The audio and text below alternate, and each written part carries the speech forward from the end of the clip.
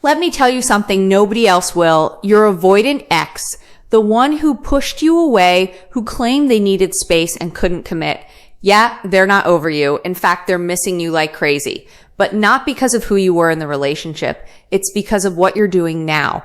This one shift, this one change has flipped the script. And today I'm giving you the 5 signs it's already working, even if they haven't said a word. So let's talk about avoidant exes. These are the people who bolt when things get real, who shut down when love feels too close, who make you feel like you're too much when the truth is they were just too scared. But here's the truth they never admit. Avoidance doesn't stop feeling, they just suppress. And that suppression turns into missing you like hell. When you do this, you detach. That's right. You stop chasing. You stop explaining. You stop trying to fix what they broke. You reclaim your energy, your focus, your self-worth. And that shift, it's magnetic. It wakes something up in them. And when it does, you'll start to see these 5 undeniable signs that your avoidant ex is missing you like crazy and regretting every moment of pushing you away. Your avoidant ex may look cold, distant, or indifferent on the outside, but that's not the full story. What most people don't realize is that avoidants feel deeply. They're just wired to suppress those feelings, not show them. You might think they've moved on, that they're totally unaffected while you're stuck replaying everything in your head, but behind the scenes, avoidants are often flooded with emotions they don't know how to handle. The difference is, they don't express it the way you expect, not through words, not through tears, and definitely not through direct messages saying, "I miss you." Instead, they communicate their emotions in indirect, almost hidden ways. And if you've made the right shift, if you've detached and stopped chasing, those signals start showing up. Think about it. When you were chasing them, trying to fix things, trying to prove your love, they felt overwhelmed. Not because your love was wrong, but because it touched a part of them they weren't ready to face. Connection feels threatening to someone with an avoidant attachment style, so they shut down, they pull away, they create distance. But the moment you stop pushing and give them real space, it changes everything. Because now they're not running from you anymore. They're sitting with the silence, and that silence forces them to feel what they've buried. Your absence creates an emotional vacuum, and that vacuum pulls them back in. Not because you said the perfect thing, but because now they're finally hearing their own feelings. This is when they start lurking quietly. They'll start watching your stories on Instagram, even if they haven't reached out. They'll like a random post from 2 months ago. They'll ask mutual friends how you're doing. These aren't accidents. These are small, controlled ways they're letting you know, hey, I still care, without actually having to say it. Because saying it means being vulnerable, and that's their biggest fear. Avoidants want connection. They just don't know how to do it without feeling like they're going to lose themselves. But once you remove the pressure and walk away with your dignity, they start feeling safe enough to peek out of their emotional bunker, not because they're suddenly healed, but because they feel your shift. You're no longer emotionally flooding them. You're no longer available on demand. And that creates curiosity, then longing, then missing. You need to understand. Their re-engagement won't come in a grand romantic gesture. It'll come in subtleties. A meme, a song they send, a saw this and thought of you, a random message that doesn't really say anything but actually says everything. And it all starts because you stopped trying to control the outcome. You made peace with letting go, and in doing that, you became magnetic. So don't dismiss the small signs. Don't tell yourself it doesn't mean anything when they view your story or like your post. In the avoidant world, that is a love letter. That is their version of I miss you. And while it may not be enough to rebuild a relationship on, it's a very real sign that your detachment has flipped the emotional script. They're no longer avoiding you. They're sitting with the fact that they lost something meaningful and that they miss it more than they know how to say. There's something powerful that happens when you finally stop chasing an avoidant ex. It's not about playing games or manipulating them into missing you. It's about reclaiming your emotional energy and shifting the dynamic completely. Avoidant partners crave control. They maintain distance because it helps them feel emotionally safe. So when you're constantly reaching out, seeking clarity, or fighting for closure, they feel overwhelmed, not because your feelings are wrong, but because they feel trapped. It's not your effort that pushes them away. It's their fear of emotional exposure. But when you stop trying to get a response, when you take your energy back and detach, everything starts to change. Detachment doesn't mean you stop caring. It means you no longer give your power away by waiting for their validation. It means you stop tying your worth to whether or not they reply. You're no longer standing at the emotional door they slammed shut, begging for it to open. Instead, you walk away with your head high, and that movement, that silence, is what makes them turn around. Avoidants are hypersensitive to shifts in emotional dynamics. When you were always available, they didn't feel the need to confront anything. But when you withdraw, the emotional balance changes. Suddenly the pressure is gone, but the loss becomes real. This is when your absence starts speaking louder than your presence ever did. You stop texting. You stop watching their stories. You stop reacting to every little thing they post. And what happens? They start to notice. They start to wonder. Because now they're left alone with their thoughts, and avoidants don't like being forced to feel. Your silence creates a space where they can't hide behind distance anymore. The energy they used to push away is no longer there, and they start to feel it in their body, in their routines, in the silence that now surrounds them. At first, they may act like nothing's wrong. That's part of the avoidant defense mechanism. But underneath that calm exterior is a rising tide of emotional discomfort. Why haven't you messaged? Why aren't you reacting? Did you finally move on? Did they really lose you? And here's the wild part. The same person who once said, "I need space," is now unsettled by your emotional distance. Because when you detach with peace instead of anger or drama, it sends a message louder than any confrontation. You're not begging, you're not lashing out, you're just gone, and that is terrifying to someone who thought you'd always be there. This emotional shift pulls them into their own reflection. They may not reach out right away. They may not even admit what they're feeling. But the absence of your attention starts to create internal friction.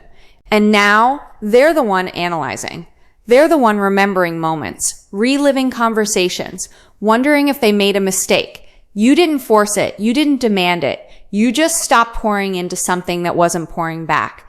And that's when the energy reversed. Avoidants are drawn to independence, yes, but they're also human. They miss consistency.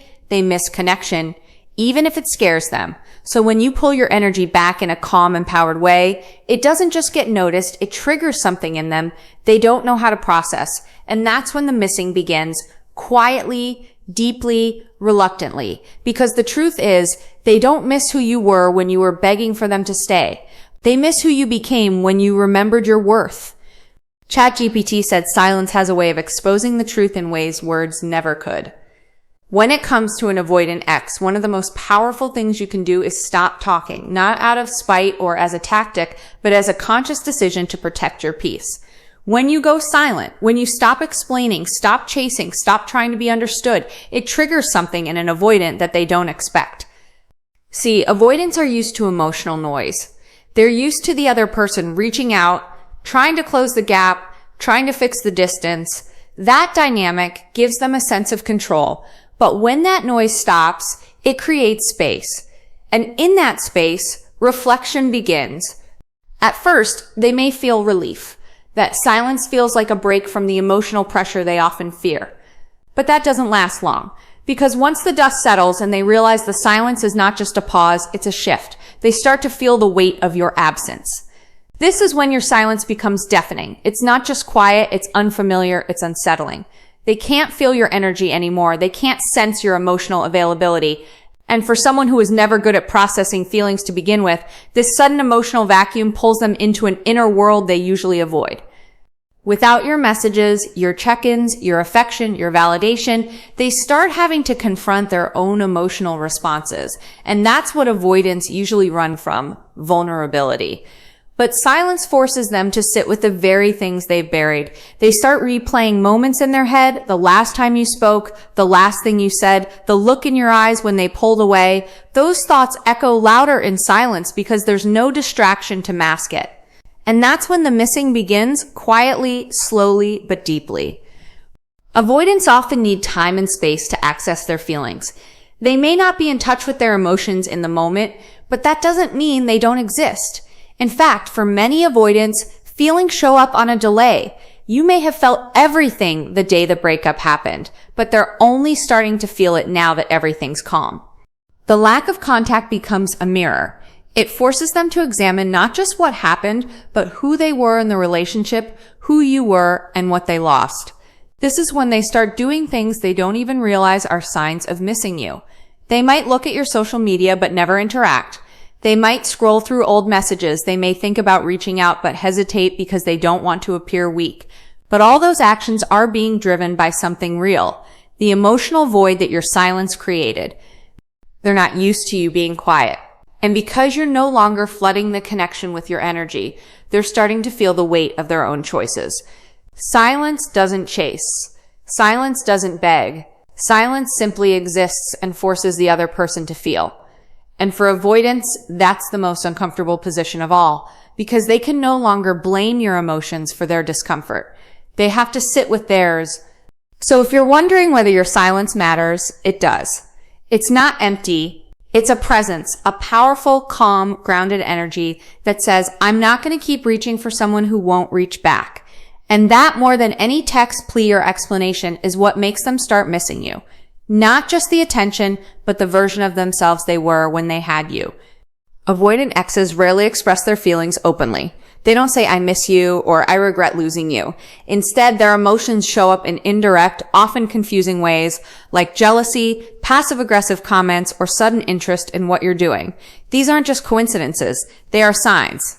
When an avoidant starts to feel the loss of your presence, they often experience it in ways they don't know how to process directly, so it leaks out sideways. And jealousy is one of the clearest signs, even if they pretend otherwise. This isn't the kind of jealousy where they come right out and say, who's that in your photo, or are you seeing someone new? No, avoidants are way too guarded for that kind of vulnerability. Instead, it's subtle.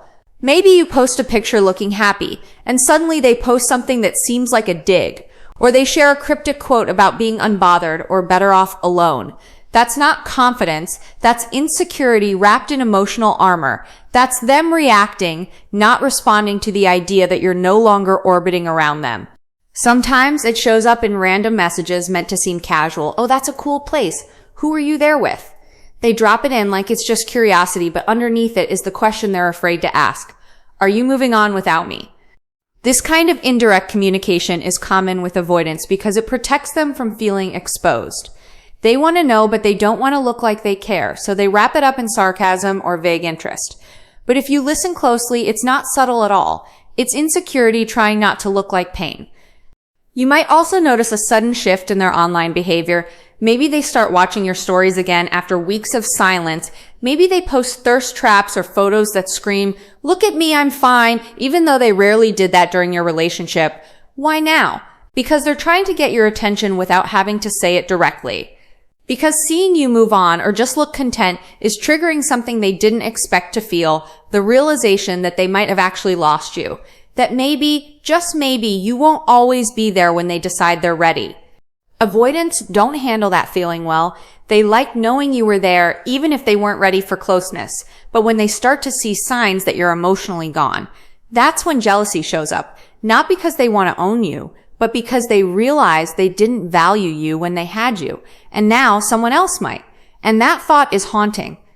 They might also use mutual friends to snoop or make comments like, I'm sure they're already dating someone else, in a sarcastic tone. But that's not indifference. That's projection. That's them hurting and trying to mask it with cynicism. They don't want to appear affected, but everything they're doing screams that they are. The key to understanding avoidant jealousy is knowing that it's rarely loud. It's subtle, reactive, and masked in bravado, but it's real. And it shows up when your detachment becomes undeniable. When you stop reaching out, stop reacting, stop trying to be seen, they start to panic in silence. They don't want to admit they miss you, but they can't help revealing it in how they act, how they post, and what they say without saying it.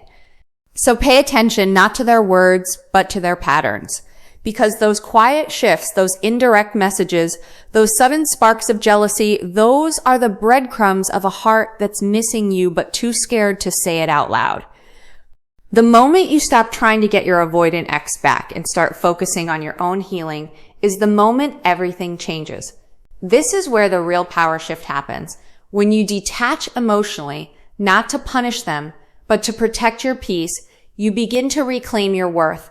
And what's most ironic is that this very transformation, this act of choosing yourself, is exactly what makes your avoidant ex miss you the most. Because now, You're no longer operating from a place of need. You're not chasing, explaining, proving, or begging. You've become centered, calm, and unavailable to the emotional chaos that used to define the relationship. Avoidant individuals fear intimacy, not because they don't want love, but because they equate closeness with losing themselves. When you were emotionally invested, always there, always reaching out, it felt overwhelming to them. But now, in your absence, in your silence, they begin to notice something they didn't before, how safe your love actually was. They just couldn't see it when they were in survival mode. Now that you're gone, emotionally or physically, your grounded energy becomes something they crave but don't know how to get back. And here's the thing. They don't miss the version of you that clung to them. They miss the version of you that showed up fully and gave love unconditionally.